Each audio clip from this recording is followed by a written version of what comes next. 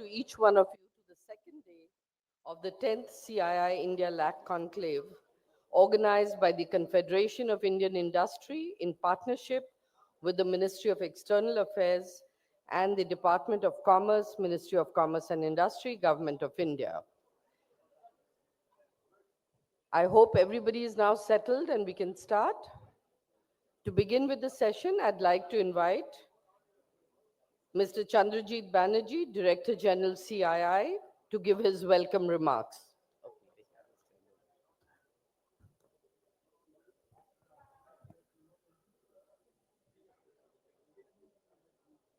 If we could begin, ladies and gentlemen, kindly settle down. It's my pleasure and my honor to welcome in our midst Dr. S. Jaishankar, the Honorable Minister for External Affairs of the Government of India.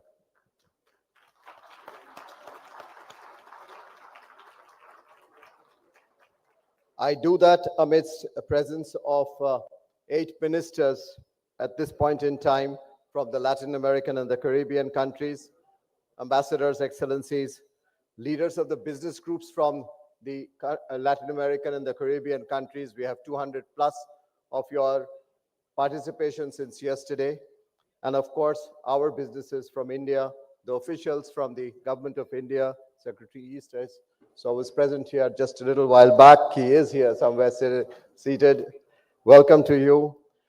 Ladies and gentlemen, you know, it's cliched, but one says that someone needs no introduction, and it applies so very well for this audience, for Dr. S. Jaishankar, our External Affairs Minister. And he's one who has been engaged in this region in particular in several ways and has helped, directed, guided us in terms of deepening our business relationships between the Latin American and the Caribbean countries and the Indian businesses. As we have moved along over the years in terms of seeing how the Indian businesses engage, one feature has been of our External Affairs Minister's visits to many of your countries as well as to other countries have been a component at times where he's taken businesses with him. And that has been a very, very significant and an important milestone for all of us. Just 2 years ago, his widely noted visit to Panama, the first in the 6 decades of bilateral relations, that was a significant shift towards a greater Indian engagement in the Latin American region. And his visit to Guyana, Colombia, the Dominican Republic, all of that, so many more, Brazil, Argentina, the engagements with them, with Chile, all of that has been of great value to our businesses, especially besides, you know, many of your businesses who have got linked because of these visits. Honorable Minister, just to mention to you, since yesterday, this forum has been in deep discussion, and we have had some important outcomes so far, which we wanted to play to you and seek your guidance and your inputs. The first one, Honorable Minister, in our discussions have been on trade promotion, of course. How do we increase our efforts to enhance bilateral trade and encourage cross-border investments between India and Latin American nations? That was one of the topics of discussions in many of our sessions. And in the B2B discussions, some of this was taken forward with our complementary economies. The scope in collaborations in pharmaceuticals, automotive, IT services, these were somewhere where in some of the sectors where we deep dive. Second, of course, has been IT, artificial intelligence, renewable energy, and the digital infrastructure basket. And that's been again discussed pretty much in detail, how by leveraging into India's technology and innovation capabilities, alongside, of course, the Latin American and the Caribbean resources potential, we felt the group had discussions where we could have further deepening of joint ventures, research collaborations, and technology sharing initiatives. So we would really look forward to your guidance on that and how we have been able to engage more. We can engage more on B2B basis. But sir, one of the things that has happened over some period of time is also when we have gone from Indian businesses to the Latin American and the Caribbean, We have had the opportunities also of a B2G type of engagement, where we have been able to call on some of our honorable ministers in their respective countries with a business group. So the third point has been, which was discussed, was the part of the educational and the cultural exchange programs, and expanding into academic partnerships and vocational training programs, and how do we strengthen human capital in both our regions. So that was the third area of discussions, which some of our honorable ministers also contributed deeply into. The fourth, of course, is, of course, we all know the issue that has been of importance for both our regions, has been the sustainable development and green energy.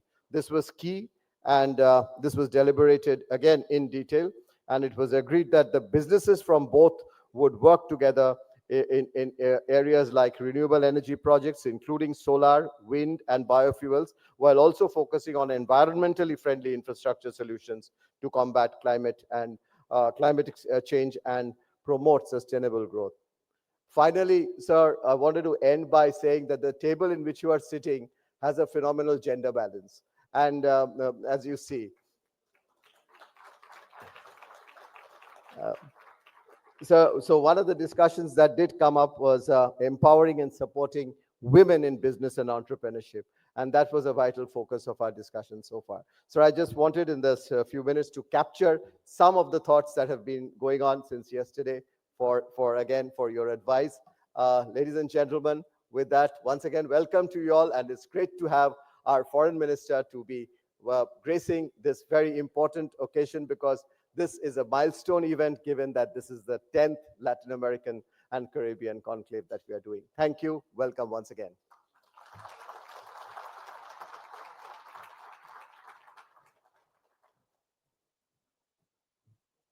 Thank you, Mr. Banerjee. May I now invite Mr. R. Mukundan, Vice President, Confederation of Indian Industry, to give the industry perspective.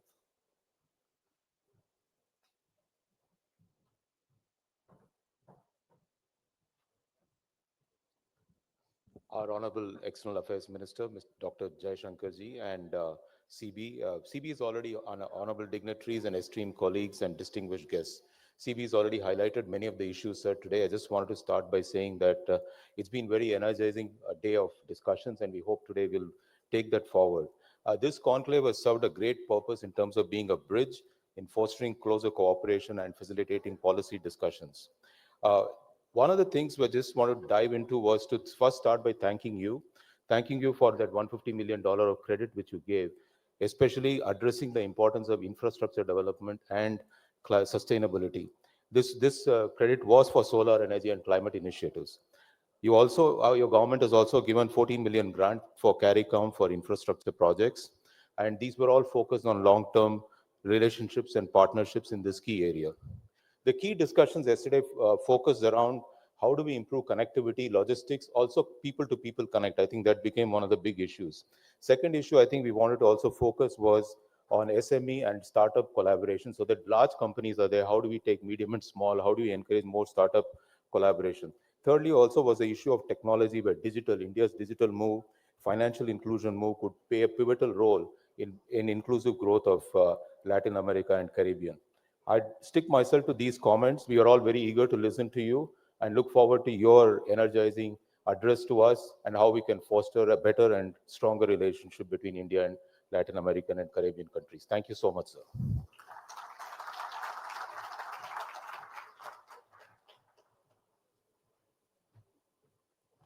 Thank you, Mr. Mukundan.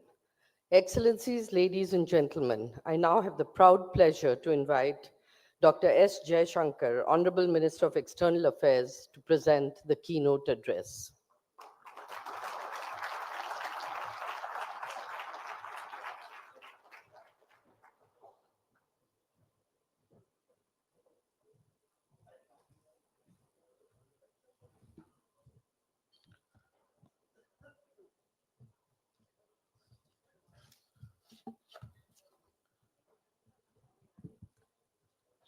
My ministerial colleagues from Latin America and Caribbean, Excellencies, Vice President Mukundanji, Director General Chandrajit Banerjee, ambassadors, business delegates, friends.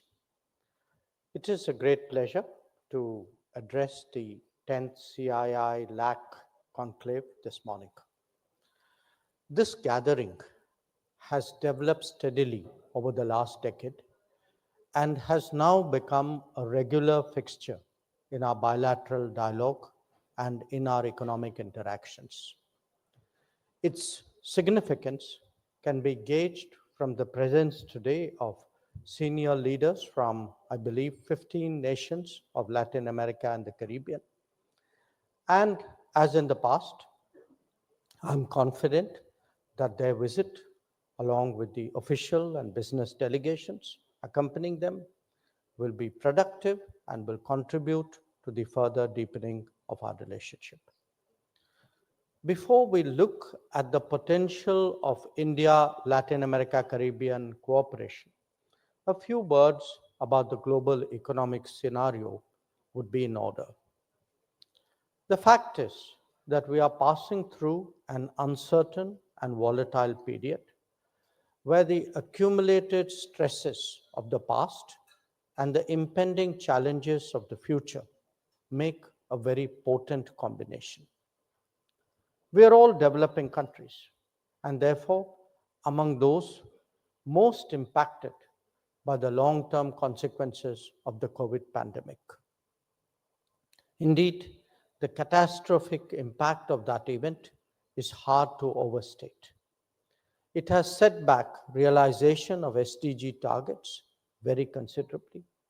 On top of that, the implications of the Ukraine conflict for food, fuel, and fertilizer security have been additional stress points. Even otherwise, the global economy was witnessing pressures of unviable debt, deteriorating terms of trade, and hard currency shortages. The cost of borrowing, particularly for developing countries, has been exorbitant. This challenging backdrop is the reality that we must recognize as we explore new forms of cooperation. The economic lessons from these happenings are also something that we need to take into account. Clearly, there is a need to de-risk the global economy from the dangers of over-concentration in any single geography. But we also need to build reliable and resilient supply chains. At the same time, because we have now moved decisively, irrevocably into the digital era, we need to ensure trust and transparency when it comes to selection of partners. Where India's collaboration with Latin America and the Caribbean are concerned, there are some areas of special priority as a result. First and foremost, our partnership must address the needs of health security. India is a major player when it comes to pharmaceuticals and vaccines. We are today prepared to not only export competitively, but also localize production where necessary. Many countries in the region already have positive experiences of our vaccines, of our life-saving drugs, of APIs, and of medical devices. We have also developed the concept of Jan Aushadhi Kendras, which is like a people's pharmacy, that increase accessibility and affordability of medicines. Many of us have a well-established heritage of traditional medicine, facilitating technology flows, harmonizing regulations, recognizing pharmacopoeia, and promoting mobility of talent are among the possibilities that we should encourage. Now, both COVID and conflict have brought home to us the importance of food security. Disputes in faraway places have actually exacerbated hunger in many homes. And like during the COVID times, we saw little concern on the part of those better off about those who were not. Supply chains have also been impacted by threats to maritime shipping, accidents, or even extreme climate events. Since this involves such basic needs of society, the world is ideally looking for self-sufficiency. But if not, at least for close and reliable shoring. Latin America and the Caribbean are regions blessed by nature. They have the ability to serve as a breadbasket, not just for themselves, but for the entire world. But to realize their full potential, there is need for better technology, for greater productivity, for logistics, for post-harvest storage, and for more food processing. Advancements like drones, nano-fertilizers, and AI applications can make a big difference. These are some of the prospects that we need to explore collaboratively. The quest for energy security ranks only next to health and food security. LAC is a prolific producer of energy whose real capabilities are only now beginning to be visible. India, on its part, will actually be accounting for the largest share of new energy demands in the foreseeable future. So tying up as a reliable supplier to the fifth largest economy, probably the third by the end of the decade, makes eminent sense. Modern day transportation ensures that no source of supply is too far. Our shared interests extend beyond orthodox fossil fuels to biofuels and to renewables. Initiatives like the International Solar Alliance or the Global Biofuel Alliance are noteworthy in that context. Let me also add that energy cooperation can be a two-way street. Indian companies are active in power transmission. We can also contribute to strengthening the renewable sector and perhaps even the civilian nuclear one in the future. So, ladies and gentlemen, India is today, in many ways, a pioneer of digital public infrastructure. In the last decade, we have veritably seen a transformation in the quality of governance and the efficiency of services delivery as a result. This has not only dramatically reduced leakages, but enabled limited resources to be deployed across a much vaster societal expanse. It has always been our approach to share experiences and capabilities, especially with our fraternal countries of the global south. We would be open to engaging in collaborative endeavors in the digital domain so that its benefits can also be availed of in Latin America and the Caribbean. Mining has long been a core economic activity in Latin America. Many Indian companies have established themselves in this area through their investments and other activities. They range from aluminum and copper to precious metals. In recent years, there is also interest in lithium resources and other minerals relevant to semiconductors and electric mobility.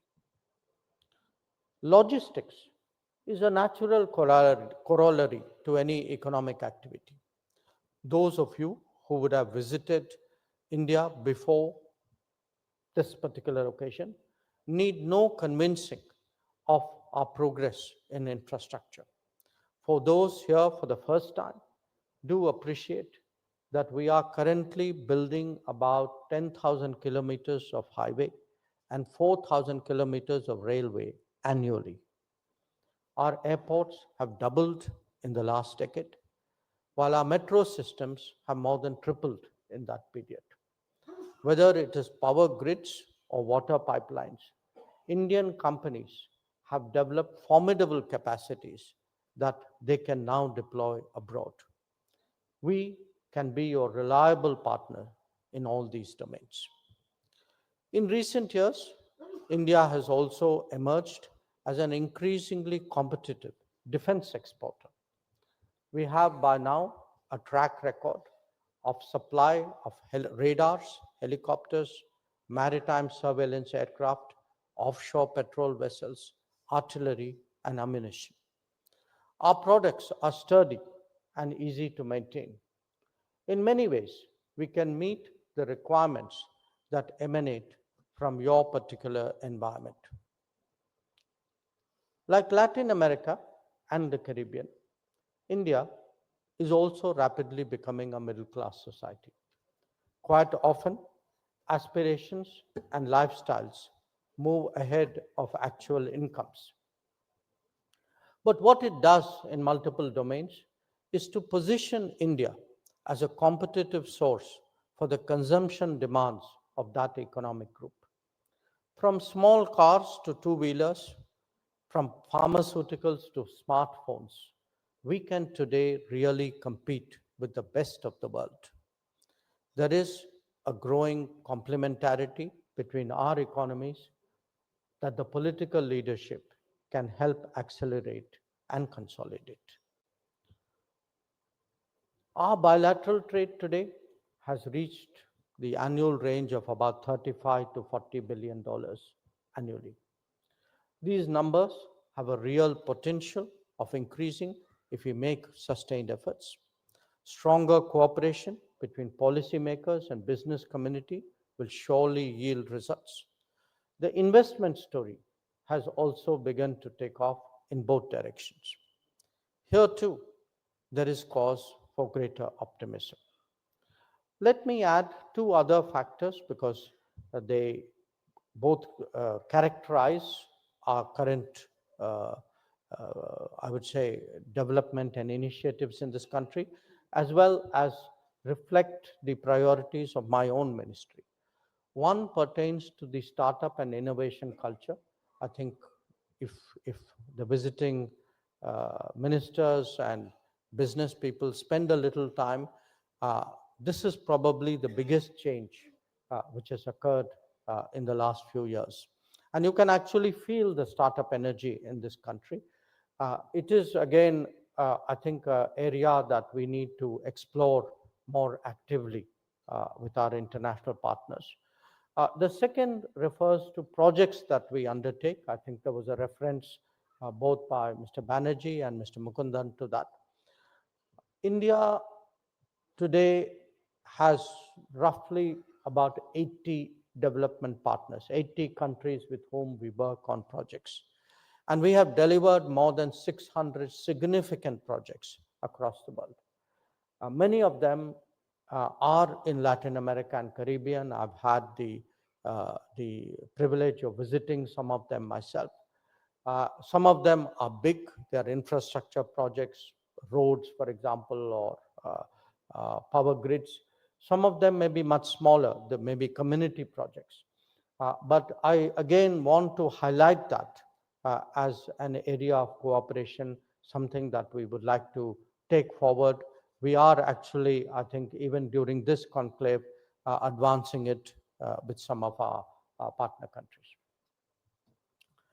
So let me conclude by saying this, that last year, while visiting the LAC region, Prime Minister Narendra Modi announced the development of a portal, partnerindia.org. It would focus on the 5 T's: trade, technology, tourism, talent, and tradition. Once developed and boarded, it would be the port of first call for those who are keen to engage with each other. We expect this portal to materialize by the end of the year, and hopefully it would contribute to making this conclave an even smarter deliberation. So again, I want to say we appreciate very much the presence of all the visiting leaders of their delegations. I would particularly like to acknowledge and appreciate the efforts of Team CII and Team MEA. As we now move into the second decade of the India-LAC Conclave, I'm confident that this would emerge as a key platform to energize a partnership that is increasingly productive and consequential. I thank you for your attention.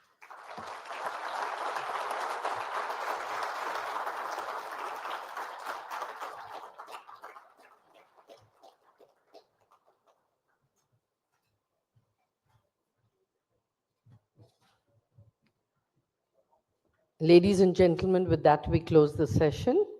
I'd request all the delegates to continue, remain seating. We will start with the next session right away. Thank you.